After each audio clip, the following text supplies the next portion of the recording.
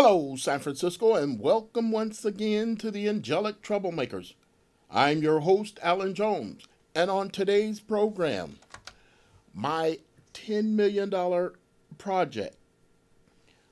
I'm bringing you this program this week uh, based on some exciting news that has happened for me that I'm able to roll out my project for the year 2020. Now, I'll have to admit, my last uh, political endeavor came up short. And that would normally put me in the category of loser. But when you get 98,000 votes, I'm encouraged. And I'm encouraged because I believe that people are getting what I'm about. And that is why I have embarked on a new project for next year. And I'm rolling it out early because I know that with the holidays coming up, people don't pay attention. They usually check out a week before Thanksgiving and then don't check back in until after the new year. But I'm excited. I really am. It's an old project. I am a prison reform activist and have been since I'd say 1993. It started in after I left my gig of 10 years at the San Francisco Juvenile Hall as a Bible study teacher. But I have noticed so much injustice in our criminal justice system. Uh, some of these things, they stick with you. And so I, keeping my mind in the subject of prisons, prison reform, criminal justice, injustice, and all of that, I'm ready to go. This is it. A new website for 2020. Now, if you're not able to read the title there, uh, let me read it. Clemency is the most powerful tool in our criminal justice system. 21st century justice demands a change in who should control this power. So I say, power to the people to pardon people. Now, what do I mean by that? First of all, I must say that uh, when you think back, if you've been paying attention on the federal level, now there's federal and state clemency. The president can pardon anybody on a federal level. He cannot do so on a state level, and vice versa. A governor, say Gavin Newsom, he passed a few, he granted a few pardons to certain individuals. Well, he can do it on a state level, but he can't do it on a federal level. But with all the shenanigans that our president has been going through, he's been dangling around pardons uh, for people who he wants to break the law for his purpose. A la one pardon he granted that I'm not all that excited about was this sheriff Arpaio in Arizona who done all kind of scandalous stuff. Then he got with it, violating the law, and he was convicted. Well, the president pardoned him unjustly. But the president is using his power to pardon in a way that's reckless. And though our founding fathers gave this power to the president on a federal level, more than 200 years ago, I'm saying that it should change. Well, how is it going to change? Well, first of all, it ain't going to change on the federal level first. It doesn't have to have years and years of success on a state level. That's why I have come up with this CaliforniaClemency.com. And if you'll follow me just a little bit here on my new site, going down in the orange or whatever color that is, I'm quoting the great Frederick Douglass. Power concedes nothing without a demand. It never did and it never will. And in doing this, I'm basically saying that, hey, I'm going along with the history greats. In the white box, you'll get a welcome and my quote. The only thing I love more than justice is the freedom to fight for it.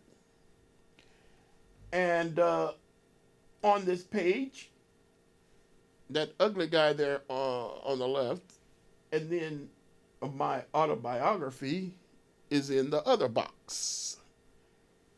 Why do I put that on there? I have had a few wins and a few losses. And I just want people to know in my autobiography, I am not a perfect individual. There's a lot of ugly, dirty, dumb stuff that's in there, but it just tells the story of who Alan is. And if you want to join me, well, I suggest you, if you don't want to buy the book, just read about some of the issues that are in it. But back to the issue at hand here. In the black box up here, it says in the beginning, and it tells a story. If you click it on, it'll bring you to this next screen.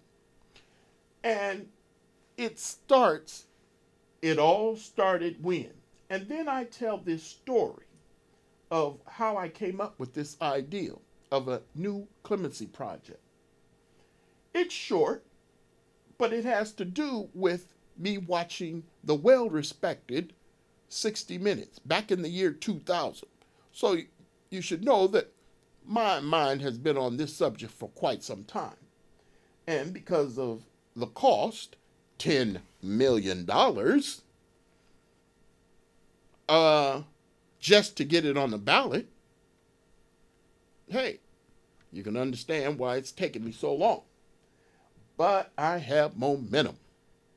And in telling this story on how in California, under the first version of our three strikes law, this 60 Minutes piece, the governor at the time was trying to justify a 25-year to life sentence for a man who stole a bicycle as his third strike. Well, I just disagreed with that type of a sentence.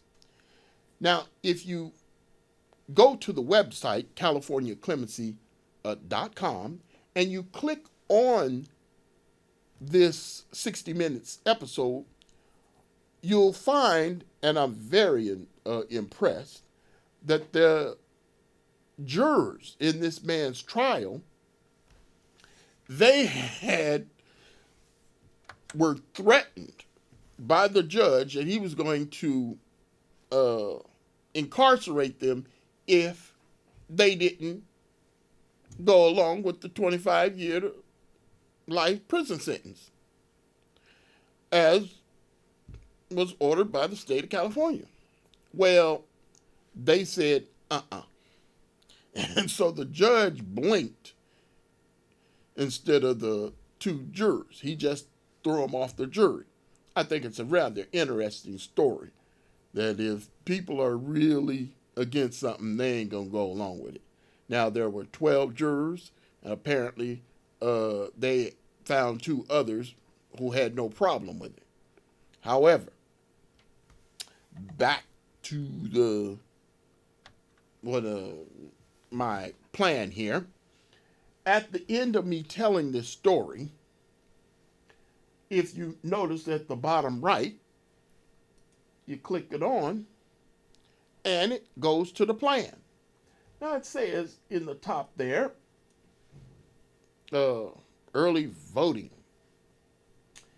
The plan describes that this is not a law, and it also describes in no way would I even think of a new clemency process where people control clemency, not politicians and judges. I am saying that there's no way in the world that I'll be dumb enough to put something together that can be used as a get out of jail free card for people who are bent on committing crimes. That's just not my style. If you have done a crime, I want you to pay for the crime. But there's an awful lot of injustice going on. And so my clemency project here, new clemency system, is basically intended to bring about fairness or justice. I have down here the background, which is California law, currently considering the subject of clemency in the state. Remember, I said there's a state clemency and a federal. The state clemency is where I'm trying to get people interested in my project. Below that, my proposed constitutional amendment. For what I am proposing, a constitutional amendment has to be passed by the voters. And how that works, the way I have it here, there's three things that need to be done to bring about what I believe should be a new clemency board in the state of California. Though I call it the California Clemency, it's California Clemency Boards. And below that, at the end of that, it talks about the basic functions of my proposed law. Now, I understand how difficult things are to change people's minds. And in this, I have written down an awful lot of things that people might not be able to follow. Well, let me say, though I have drafted this out and put it on my website, I'm no idiot. I am going to, once again, use the expertise of lawyers in the field to go over it with a fine-tooth comb. But common sense should tell you that I already did use lawyers to guide me in how best to put this together. Over the years, I've used some really interesting lawyers to help me with this. So, if you think that I just wrote something on a piece of paper, give me a break. I'm telling you, I have searched out some very interesting lawyers. One from Cal Berkeley. One worked on the O.J. Simpson case. One was a University of Texas professor who heads their criminal justice, whatever, and a few others. And so I have used lawyers to guide, navigate me into doing something that I think will even stand up against any Supreme Court justice challenge. And I expect it to be so. But back to my project here. The mission. The mission. I have put together what I think that the mission of the clemency boards should be. Now, I got a little relaxed setting back there, but I want to tell you a little story. Now, there was a man by the name of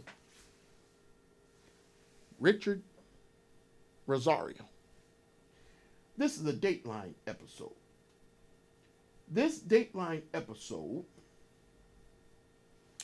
I'm not going to play it, but this gentleman had 13 alibi witnesses. And 13 alibi witnesses saying that he was not even in the state where a murder occurred. He was not given a proper trial. Whether you call it incompetence or just conviction at any cost, whatever the case may be, he spent 20 years in prison trying to prove that he was innocent of the crime of murder in New York, the Bronx. Well, this last photo, he's standing next to his daughter, who was 2 or 3 years old, I think, at the time. And the gentleman bending down is taking off the handcuffs. He was exonerated eventually. And so the issue is, why should people be content with the fact that it takes sometimes 20 years to get justice when all you have to do is get people to look at 13 alibi witnesses who are willing to testify? In the Dateline piece that is on my website, this Dateline piece, Dateline tracked down those 13 witnesses.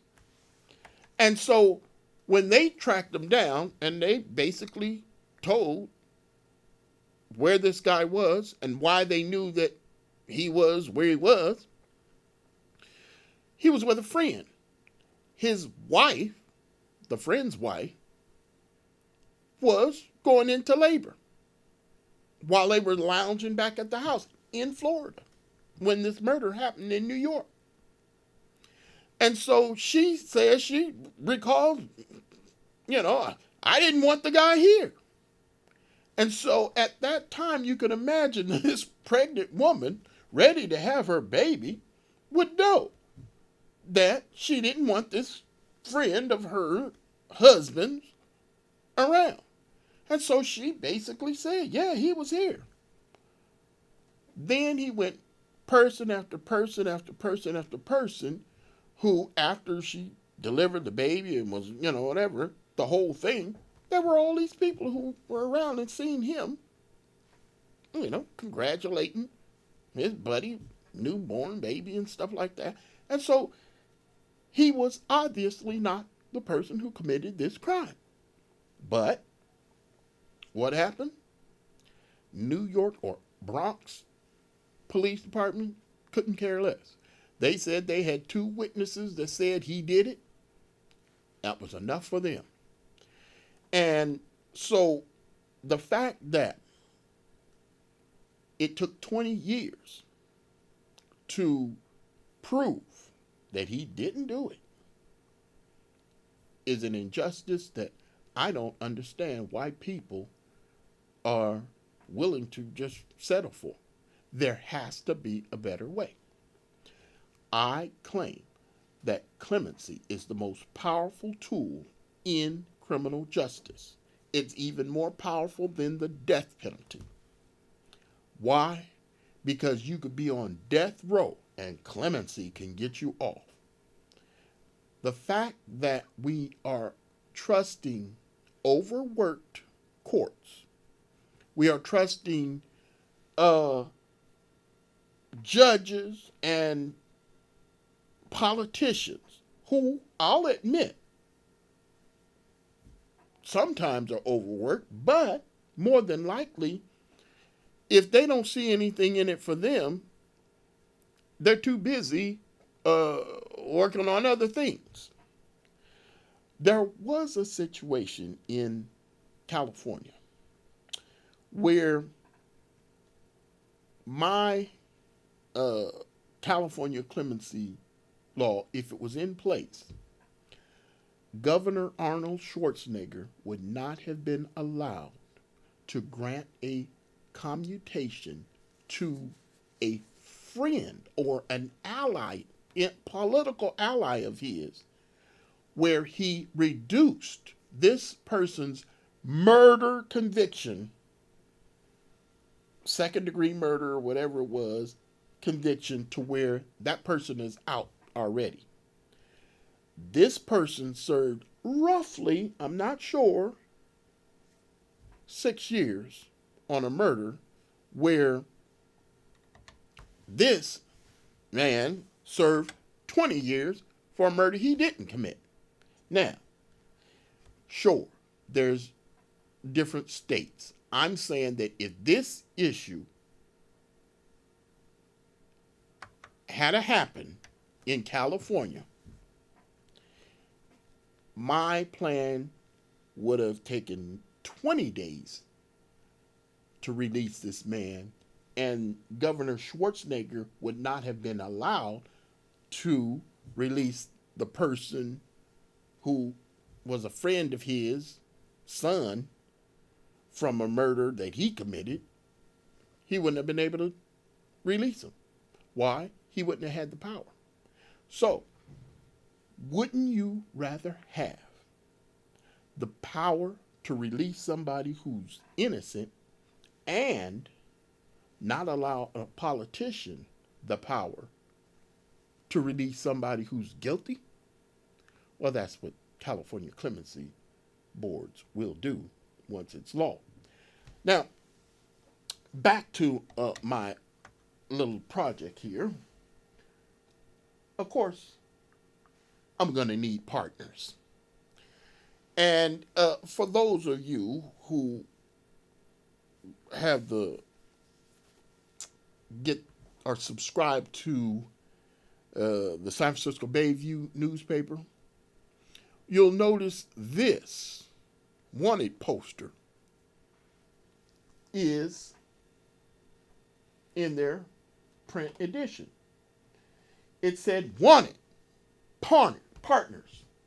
Clemency is the most powerful tool in criminal justice, so why not use its power to reform our criminal justice system? That's what I'm saying we should do. But how? Then it says CaliforniaClemency.com. Today an ideal, tomorrow a law, is what I'm saying. We who get it are committed. What's the reward? Prison reform. Now, when I say that the reward is prison reform, I'm saying I can't do this all by myself. And though this wanted poster will be in various places for the next year, meaning all of 2020, mainly in the San Francisco Bayview newspaper, who I just love what they're doing, for those who are locked up, I'm saying I am also asking that people pay close attention. If you can't help me financially with this, I hope that you will spread the word. Now, of course, I have this stay up form on the page. And on this stay up form, I'm asking people if you want to stay in touch, click on the form, fill it out, and I'll try and keep in touch with you. Yes, that is Alcatraz. But the fact of the matter is, we need real prison reform. I hear an awful lot of people talking about prison reform, and they have an awful lot of great ideals. But I'm telling you, people, it's not enough. It really isn't. Now, in the lower right-hand corner, I do have a couple of other projects. They're minor but major that I am promoting, and they're for another day. But in my contact, if you notice, I have something that says, have you or a loved one been unjustly incarcerated? I would like to hear from you. And I would appreciate it if you filled out a subscribe on one part, but I also want you to contact me. Excuse me. I have my address, and I do want to hear what you have to say. Send me a note, and I'll see if I can't use it in my future programs, promoting my CaliforniaClemency.com or California Clemency boards for 2020. It may take me years to get this done. I don't know.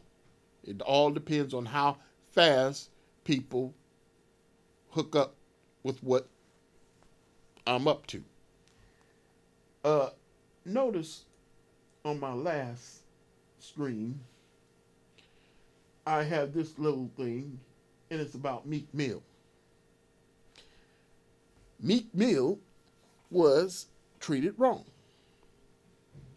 If he was in California, California Clemency would not have incarcerated him the way a judge incarcerated him on what she claimed was trying to keep him in line.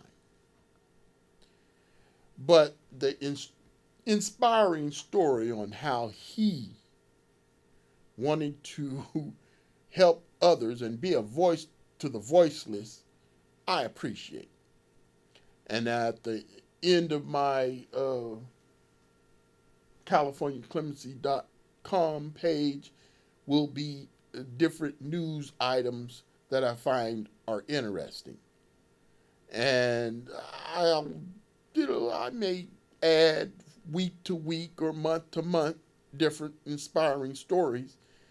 And it's all to help mainly those who have been wrongfully incarcerated first, but all who have been treated unjustly. And so, if you follow me, I'm saying to you that I honestly believe that something can happen to where we change our criminal justice system forever, reducing safely prison rolls with California Clemency as a starting part. I believe it can be adopted for any state. So, stay tuned, because I'm on it.